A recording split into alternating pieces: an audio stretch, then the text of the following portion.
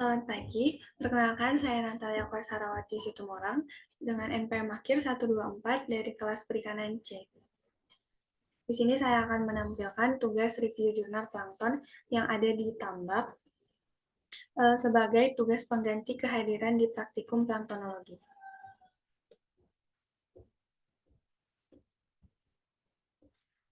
Judul yang saya ambil adalah kelimpahan plankton pada budidaya udang faname atau Lithopenaeus faname dengan kepadatan berbeda di tambak lahan pasir. Merupakan jurnal ilmu kelautan kepulauan volume 3 nomor 2 halaman 222 sampai 229 yang diterbitkan pada tahun 2020. Penulisnya yaitu Gamal M. Ramadan, Supian, Rovina Andriani, dan Juharni.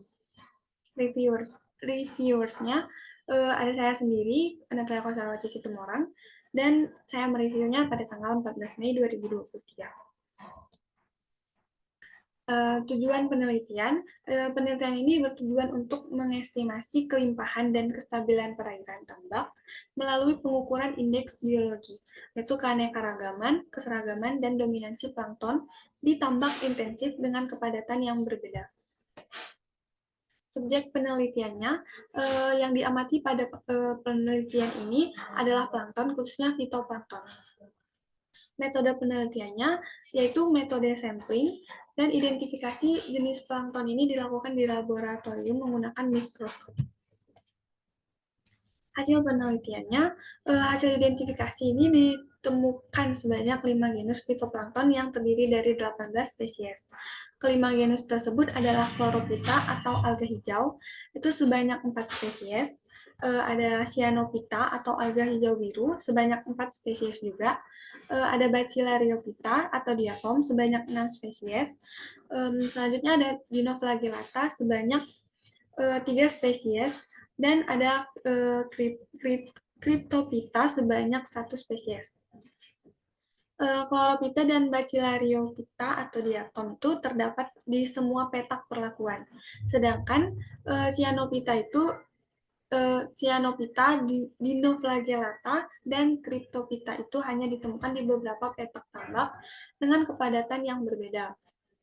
Nah, jumlah fitoplankton yang terbanyak itu terdapat pada perlakuan yang 100, yakni sebanyak 41.837.500 individu, diikuti dengan perlakuan 200, yaitu sebanyak 41.267.500 individu, dan perlakuan 300, sebanyak 40.248.500 individu. Faktor utama yang mempengaruhi struktur komunitas fitoplankton ini adalah perubahan kondisi lingkungan perairan pantai, termasuk tambak, yang disebabkan oleh pasang surut dan musim. Meskipun dalam penelitian ini pergantian air relatif sama baik jumlah dan waktunya pada setiap petak perlakuan, namun terdapat juga fenomena bahwa hanya beberapa spesies fitoplankton yang memiliki kelimpahan tinggi, seperti Chlorophyta atau alga hijau dan Bacillariophyta atau diatom. Beberapa penelitian juga telah melaporkan bahwa genus ini umumnya memang sangat melimpah di tambak budidaya udang. Selanjutnya, kelebihan dari jurnal ini adalah yang pertama tuh datanya dilengkapi tabel, jadi memudahkan pembaca untuk memahami hasil penelitian yang dilakukan. Yang kedua adalah pembahasannya jelas dan dibandingkan juga dengan penelitian-penelitian dari jurnal yang lain. Yang ketiga itu menggunakan bahasa yang baik dan mudah dimengerti. Adapun kekurangan dari jurnal ini, yaitu penulisannya masih kurang rapi, seperti kayak letak spasinya itu ada yang kurang tepat. Jadi membuat kalimatnya ada yang tergabung dengan kalimat lain, katanya ada yang bergabung dengan kata yang lain, dan ada juga beberapa kalimat itu yang hurufnya kurang, dan ada juga yang kelebihan karena letak spasinya itu tidak tepat.